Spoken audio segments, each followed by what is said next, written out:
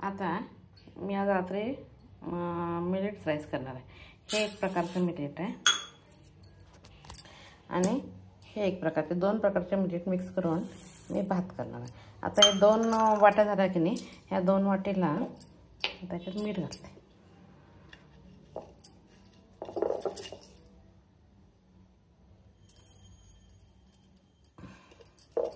आता ह्या 2 वाट्या झाल्या, 1 वाटीला 3 वाटी पाणी, म्हणजे असं ह्या 2 वाटी झाल्या की नाही, ह्या 2 वाटीला 6 वाटी पाणी घालायचं, म्हणजे मऊ होतोय।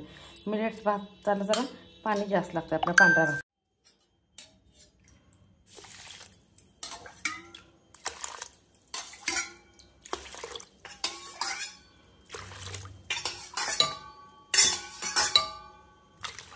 सहा वाटी पाणी झालं। आता हा तांदूळ मी गॅसवर कुकरला लावते आणि शिटा एक 4 शिटा तर कमीत कमी द्यायला लागतात, कारण हे आहे नाही मिलेट्स राईस लवकर शिजत नाही, म्हणून 4 शिटा द्यायच्या, व्यवस्थित ते मऊ व्हायला बघतोय। आणि अजून मिलेट्स राईस बरोबर हे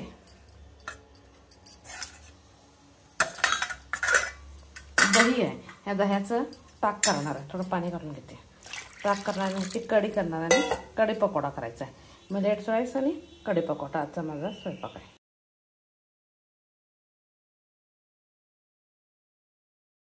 आता ह्याच्यात थोडंसं पाणी घालून घेते, त्यानंतर थोडीशी साखर घालते आणि मीठ घालते।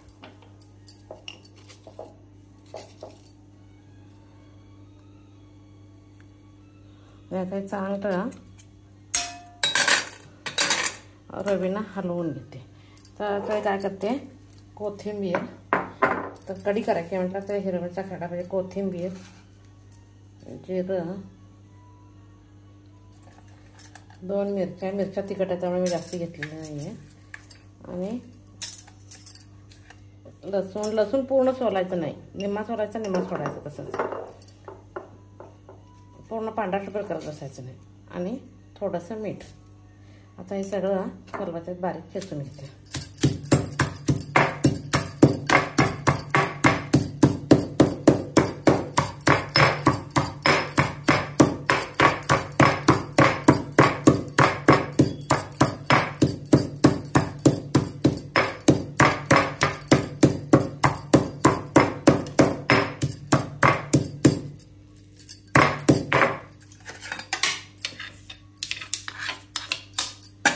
मिरच्या तिखट आहेत म्हणून जास्त घेतल्या, 2च घेतल्या। आपल्याकडे तिखट किती लागतं त्या क्वांटिटीवर घ्यायचं।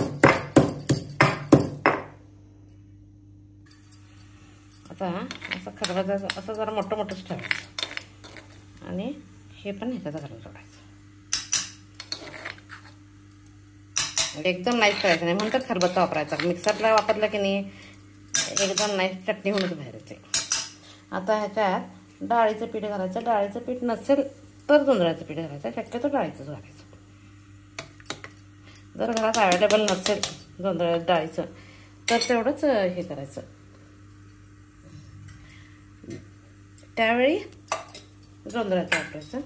आता मी फोडणी टाकायला तेल गरम करायला,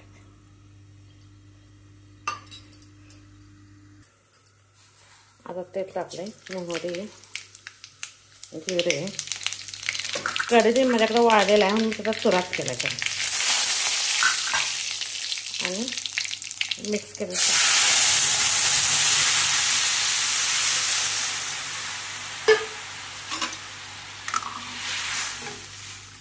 त्याच्यात सगळं घातलंय, बारीक गॅस करूनच उकळी येऊ द्यायची। असा पकोडाचा जोडणा करते, गॅस एकदम बारीक ठेवून असं हलवत राहायचं, नंतर कोथिंबीर घालायची। आता साईडला 2 एग बॉईल करायला ठेवले होते, एग बॉईल झाला गॅस बंद करते, जरा गार होऊ दे। ह्याच्यात मीठ घालून बॉईल केलं तर चांगलं त्याचं सिप्पे, म्हणजे हे निघतं स्किन टर्फल, तर आम्ही मीठ घालत नाही, आम्ही मीठ कमी वापरतो, म्हणून तसंच बॉईल केलं। गार झालं की काढणार। आता कढई ठेवते,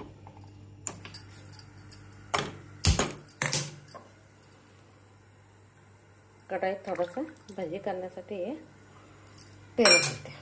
आता ह्याच्यात कांदा, तिखट, मीठ, ओवा जरासा हाताने हे चुरगाळून घालायचं, म्हणजे वास चांगला येतो त्याचा. एवढं घातलं आहे. त्याच्यात डाळीचं पीठ घालणार आणि डाळीचं पीठ घातलं झालं की मिक्स करून सोडा घालायचा. सोडा नाही घातला तर गरम तेल घालायचं. तेल गरम करून 1 चमचा घातलं तरी खुसखुशीत होतं. आता मी 2 चमचे हरभऱ्याच्या डाळीचं पीठ बेसन घालणार आणि 1 अर्धा चमचा तांदळाचं पीठ घालणार. त्यानंतर क्रिस्पी होतं.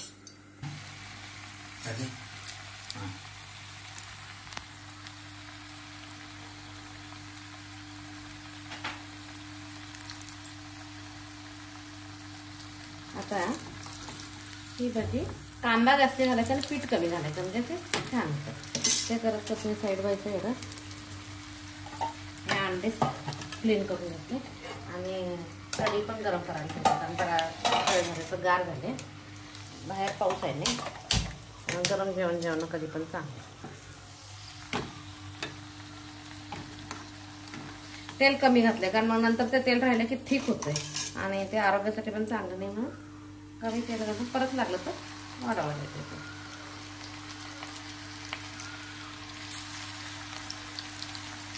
आता साईड बाय साईड आहे. एक गॅस बंद केला.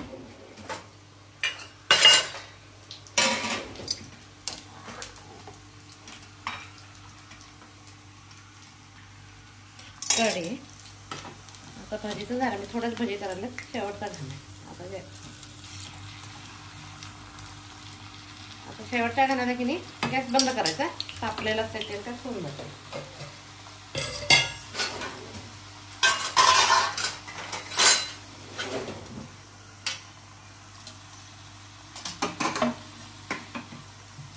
मिलेट्स भात 2 मिनिट म्हणून भात केला.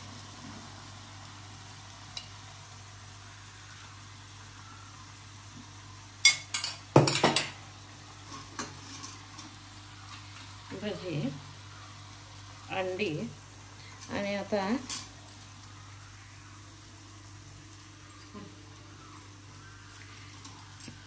ही 2 भजी काढली की 2 मिरच्या घालणार तेलात.